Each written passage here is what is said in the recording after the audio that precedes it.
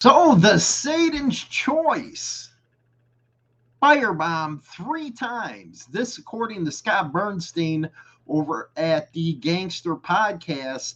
I haven't seen it anywhere else, so we're going to rely on his reporting. He usually does have a lot of sources, both on the street and in law enforcement. So let's take a little bit of what he said. Don't forget to go over to the Gangster Podcast. Go check out his full video on there. We can only use like a minute of it. But anyway, here is the scoop from Scott. Headline here is 3 firebombings over the last 5 days. It started with an attack at Harley G's tattoo parlor and gear shop. Harley himself is in Asia. So again, some of the timing of this is interesting. As we've reported here, and we've talked about it with Harley, we've talked about it without Harley. We went into it with Peter Edwards, the OG crime reporter from the Toronto Star. The Satan's Choice relaunch happened quickly.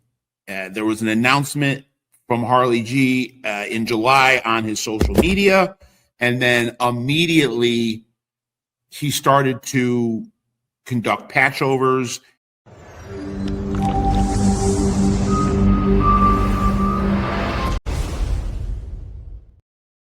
So there you have it from Scott Bernstein. I guess Harley Gwendon, he is over in Asia right now. And I do know that is true because I believe he's been over there with Big Kaz. I might be mistaken, but he is bringing in a bunch of different chapters over there. But one thing is very interesting to me is he left the Hells Angels, and now the Hells Angels are firebombing him. I was going to do a video today where I was going to say, you know what? Satan's Choice was right about a lot of stuff. Put their finger on the pulse, and that had to deal with all these guys that don't want to be a part of all the violence. They want to just ride. They want some true brotherhood. And then Scott comes out with this one, and I was like, wow, we got to cover this one first. But part of the story that we were going to cover was this that came out of Canada. I'm talking, there was a huge bust up there. And now this. Let's go over that real quick, shall we? Out of Yahoo News, police seize 15 kilograms of cocaine and 560,000 in New Brunswick. Now, this was targeting the Hells Angels. Now, I can see why people up in Canada don't want to be a part of this kind of stuff. A remote garage east of Edmundston and a beige duplex in northwestern New Brunswick City were among the sites police raided Wednesday as part of an it's like interstate here in the United States investigation. They were targeting a suspected cocaine trafficking network allegedly linked to the Hells Angels. You have to say to yourself, are you a motorcycle club or you're a motorcycle gang? Are you organized crime? It just depends really what country you're in at this point. I know Canada and Australia, yeah, they're not motorcycle clubs. Trust me on that one. Anyway, more than 160 officers from multiple police forces searched 17 residences and 17 vehicles in the 2 provinces during the joint operation that was led by the National Organized Crime Enforcement Squad.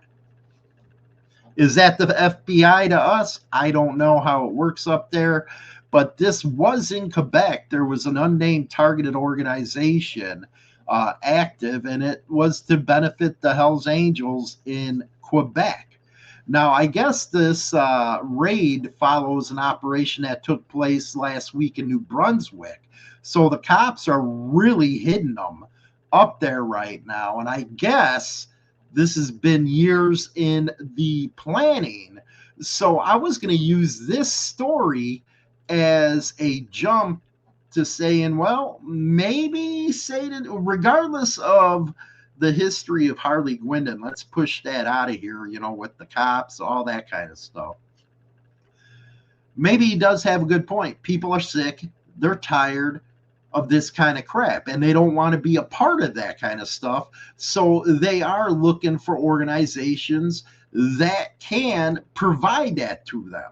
Now, I don't know how successful it's going to be with a 1% club, but I do sure know that it would be successful in other aspects of the scene.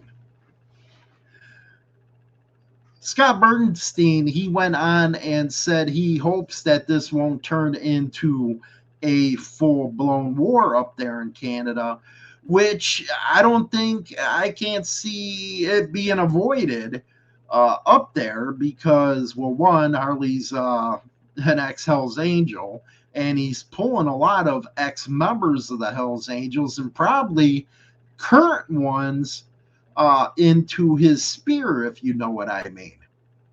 So that's going to anger a lot of freaking people up there. And you got to remember, that country, that's like a Hell's Angel freaking stronghold up there. So I really don't think that they're going to let something like this go.